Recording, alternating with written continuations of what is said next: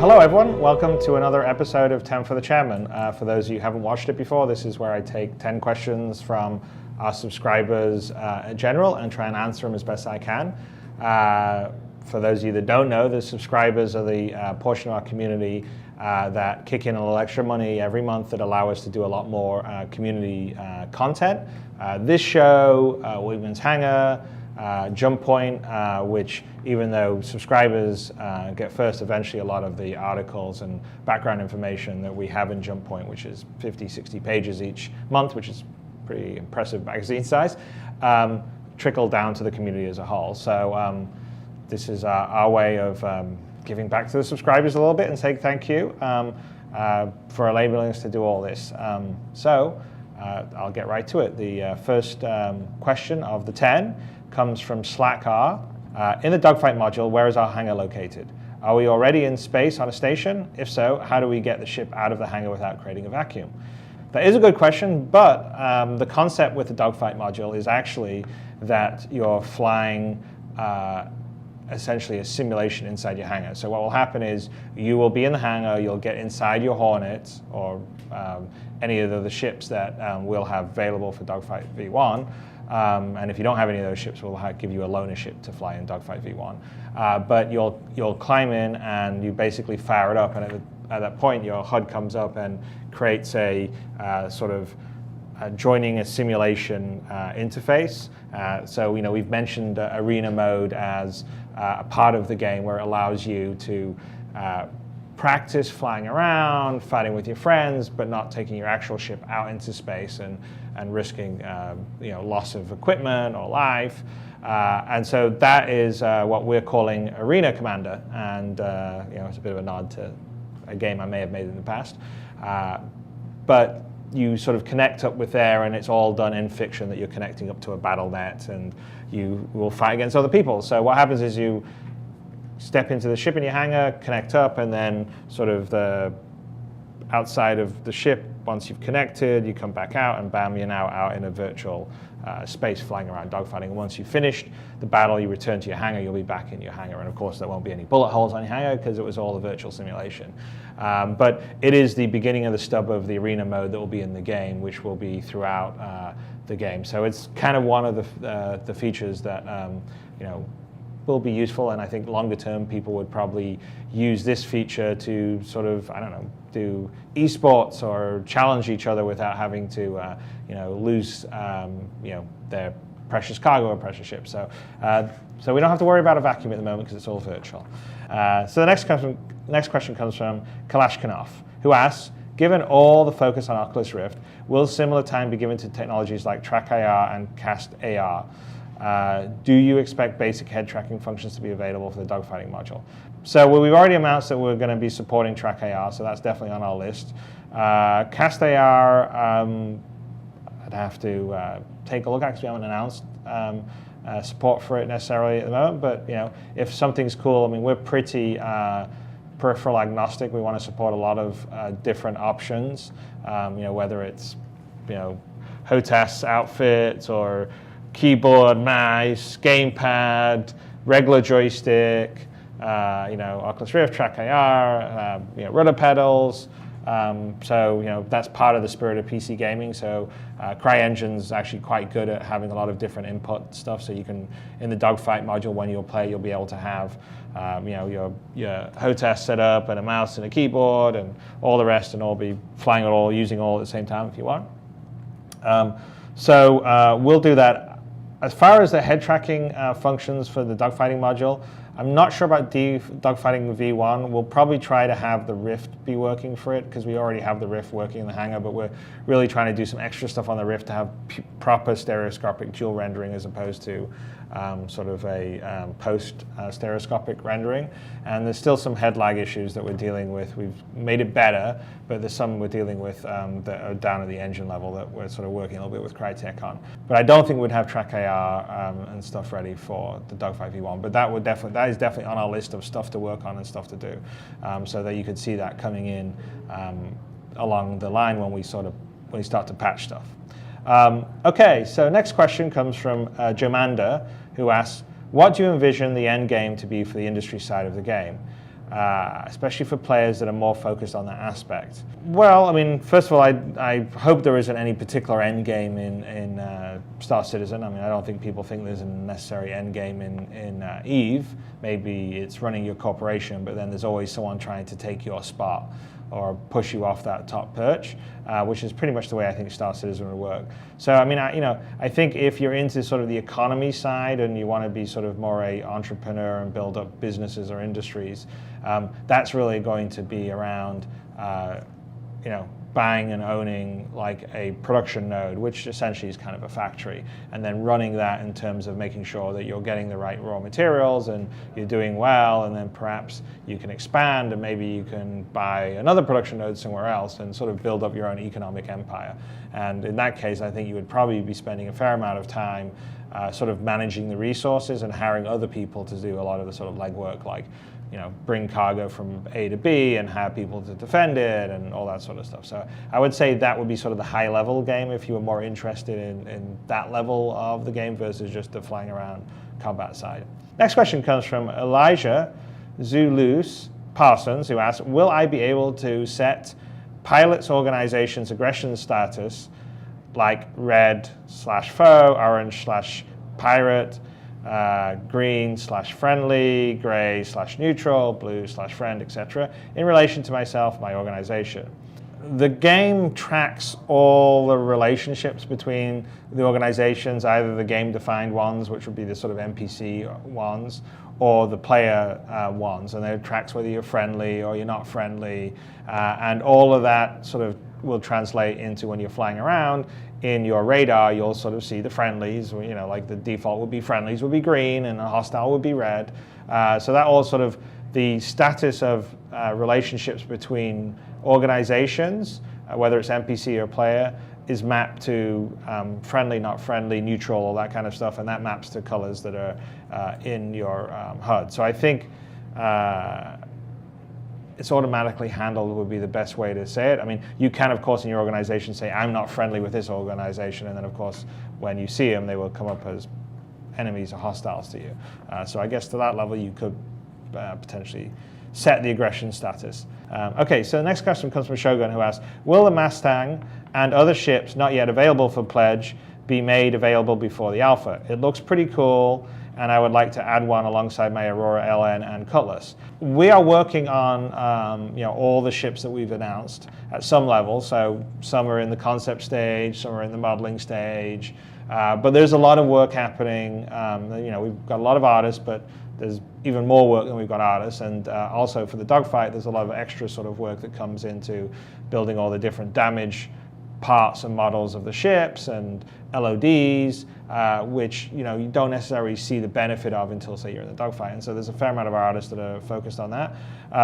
But the idea is, as these ships get built and put in the engine, then we'll make them available in the hangar, and then you can fly them. And then when they're available in the hangar, the concept would be that you should be able to, have them and put them in your, you'll be able to pledge for it and put it in your hangar. And then also, once we have all the damage states and the LODs, you can do the, you'll be able to fight with them in the dogfight module. So I would say that they will probably be available before the game is finished, definitely. Probably not by Dogfight V1, but sometime thereafter. Anyway, so the Mustang we are working on right now. So next question comes from Garosian, who asks, if I happen across some cargo that has fallen off the back of a freelancer, is it fair game to any who can pick it up, or is it considered stolen merchandise be automatically identifiable by the authorities and other players? So that's a good question. We've actually had a debate about that because we're in the process of fleshing out the cargo system. So that would be like kind of what the standardized sizes of the cargo are, how you get the cargo into load your ship, how you unload it, how you're able to dump it in space. If, say, a pirate's like, give me your cargo or else I kill you, how are you able to bring cargo in from space back into your hold? So we've sort of been working on all those aspects. It's pretty cool design stuff. So one of the things we were talking about was, you could have a fancier sort of basic cargo container. So think of our basic cargo containers as like containers in the real world right now. So like if you see like, that gets put on trains or container ships or trucks, drive around, normally like, say everyone makes a bunch of TVs in, I don't know, South Korea, and they pack them up and put them in this big container, and then the container gets taken by truck to the train station. The train station takes it to the boat, puts it on, the boat comes across here to America, they unload it, and then it gets put back onto a train and then goes to a local distribution center and then goes out in a truck, and then it's in Best Buy or wherever your electronics store, or Amazon delivers it to you. So we have the same concept of containers, just because it's simpler to have uniform sizes, and then there can be bigger ones and smaller ones, but they all sort of have volumes that are defined that our holds are built for. And the fancier one, so if you want to invest in like a more expensive container, we were considering having sort of like tracking, like LoJack on it or something. But most of them won't have that. So most of them, if the cargo is floating out in space and you come across it and take it in, then it's sort of kind of at that point it's finders keepers unless it's sort of marked. Obviously, if you were the person that forced the cargo to be in space by an illegal pirate attack, and you're in well-regulated or policed areas, and someone saw you do this, or the ship that you attacked got its distress call out, then you probably will be wanted for the Piracy Act. So I don't know. There you are. So I guess if you happen to find some cargo floating there because of some other battle and you pick it up, you'll be okay as long as it's not sort of tagged with the sort of more fancy container stuff.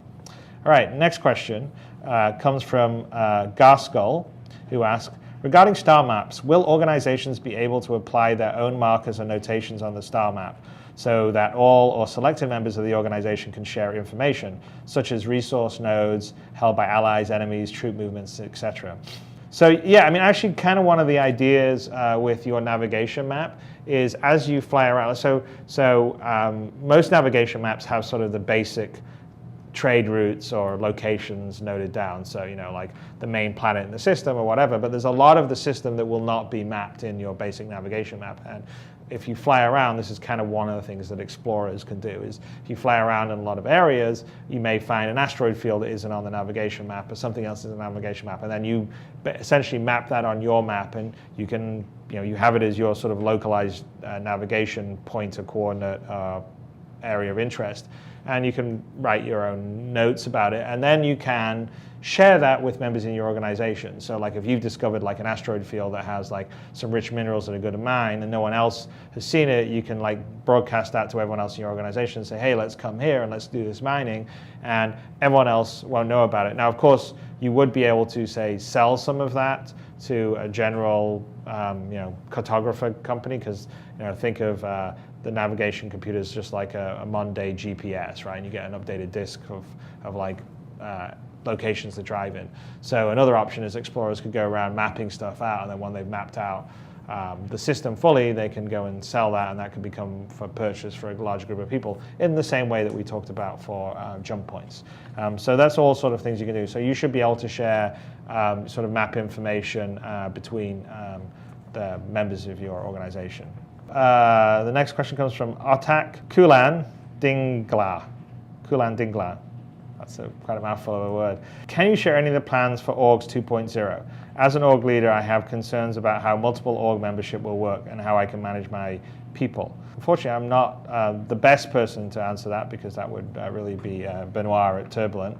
But the stuff that we've talked about for Orgs 2.0 is, multiple organization membership is a must, because we're not going to have a sort of friends list per se. So basically, you'll be members of multiple organizations, and one of the organizations obviously could be, hey, my friends.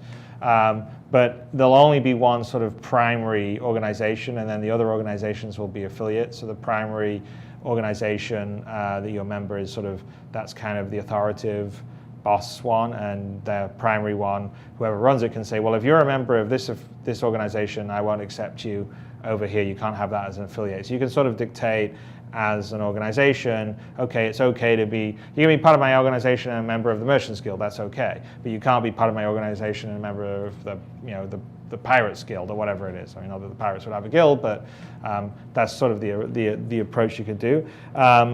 So I think as an org leader, you can sort of control who are sort of members of different organizations. And there's some other kind of cool mechanics that we haven't quite revealed yet in that I think will make some fun. I mean, all I'll just say is, I think there's a concept that there could potentially be sort of a sort of, I don't know, special ops side of an organization where you can do some sort of clandestine spying stuff and misrepresent some stuff. And anyway, so we're going to put tools on both sides because we think that could be a bit of a meta game and it'd be kind of fun. But we're not revealing too much of that just yet. So anyway, there you go. So next question comes from Zen Grin, who asks, given how the universe instance server has been set up to matchmake on the fly and determine who will see who when entering a given area of space, are we guaranteed to instance with pilots in our friends list and organization preferred method, or will there be some gameplay mechanics such as creating a squadron or something similar required in order to force that to happen? No, so the way the whole point of having organizations and being members, and like I just mentioned on my previous answer, essentially your friends list would be an organization. It would just be sort of a less formal organization of, here's my list of friends, and that would probably be something you would keep as an affiliate organization when you're a member of a primary organization. It would be something like, I don't know, the Imperium or something like that. So what it does when it matchmakes and you're flying around, it kind of looks around and says, oh, well, I'm going in here and these are the other members that are part of your organization friends list, and it tries to put people together that it tries to put people together that you've designated as a person of interest.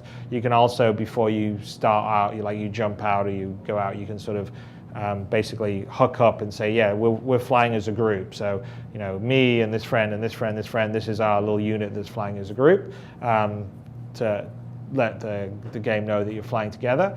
And then it'll do things like determine, based on ping, if it would be another criteria. Of course, if you say I'm flying with this group, that takes priority over everything else.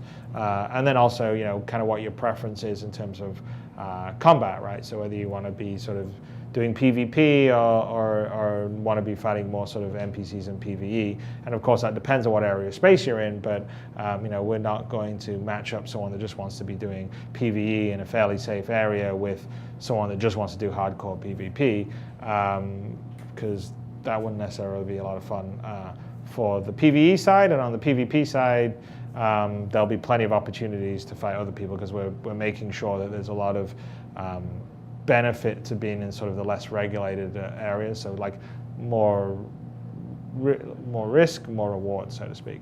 But all those criteria are factored in when we're basically doing the instancing, and so we sort of decide, well, this group of players is coming from here to here, and they may intersect this other group, and then you just sort of run through the matchmaking criteria, and if you determine that they should see each other, you create an instance and you put the group into it, and then let the conflict resolve itself, and then they go back onto their journey.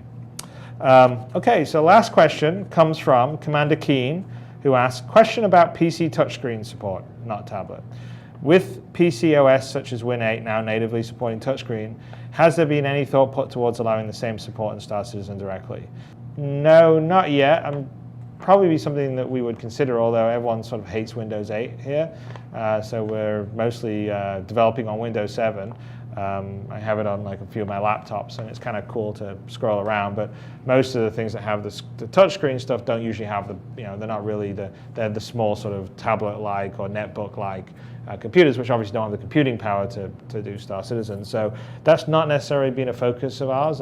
Not saying that we wouldn't potentially do some exploration and support of it down the road, but I would say that would be kind of a later task. I mean, already the game's got a huge amount of stuff to get done, and we've got so many features to do that that would be one of the less critical ones, and would probably fall to once the game has finished, and maybe we'll take a look at it. And who knows, Windows 9s could be much better. It's always the odd ones that are the good windows and the even ones suck. So we'll see. All right, so that's been another episode of 10 for the Chairman. Thank you guys for listening. Hopefully my answers were informative to all you out there. And again, I want to thank all the subscribers for basically providing the funds to allow us to do a lot of this community content, and the backers and the community in general for supporting the team, helping us build this hugely ambitious project, which we're having an immense amount of fun doing with all your guys' participation.